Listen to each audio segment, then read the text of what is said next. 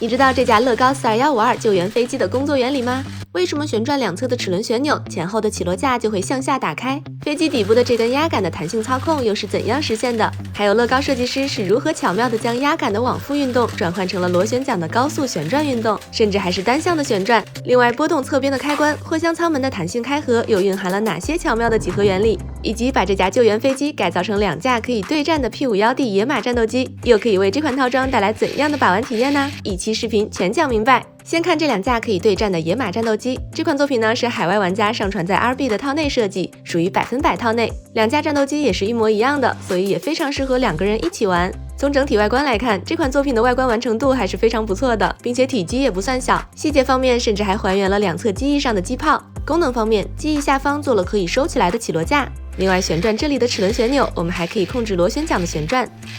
这款套内的拼搭，每架战斗机大概需要1-2个小时。虽然玩家提供的电子版手册存在一些小错误，不过基本上也不太影响。接下来我们就来看一下这款官套的经典设计。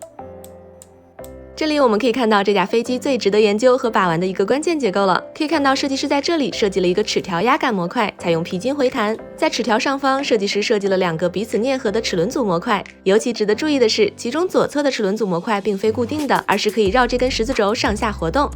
因此在重力的作用下自然下落，于是这枚绿色的20齿离合齿轮则完成和齿条的啮合。当我们推动压杆，齿条则带动齿轮运动。当我们松开压杆时，在回弹的过程中，由于左侧齿轮组的受力角度会驱使整个齿轮组向上移动，因此不会驱动齿轮工作。同样的，螺旋桨只能单向旋转，以及还有压下压杆以后的螺旋桨在惯性作用下仍然可以保持继续旋转，都和这个设计有关。另外，齿条压杆的完整形成与螺旋桨旋转圈数的关系，在这里也可以得到计算。从绿色齿轮开始，到这枚红色16齿离合齿轮，齿轮比分别是12:20、12:20、16:20，总齿轮比是0.288:1。由于后面还有一组12:20的齿轮组，所以最终的齿轮比大概是0.17:1。而齿条压杆的完整形成大约是20个齿，也正好就是绿色齿轮转一圈，所以最终算下来，一个完整的压杆形成对应螺旋桨旋转5.8圈。当然，在惯性作用下，它还会旋转更多圈数。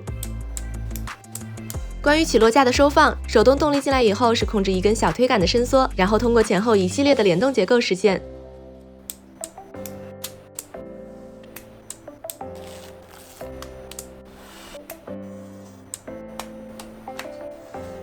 这里看下货舱舱门的弹性开合结构，设计师在这里使用了避震零件为联动结构提供弹力，在弹力的作用下，舱门会有向两边走的趋势，也就是分别对应开和关。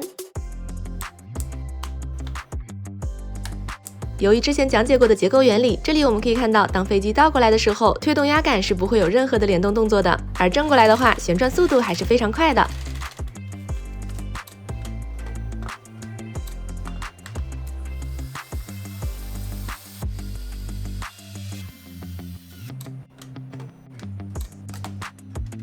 这款套装的拼搭大概需要8个小时，最终的成品体积还是非常大的，长58厘米。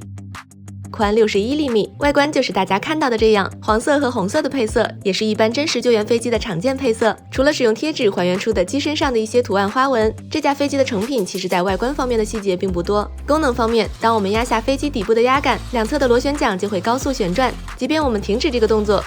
螺旋桨也可以在惯性的作用下继续旋转。和过程中分析的一样，当我们把飞机反过来压动压杆，螺旋桨不会旋转。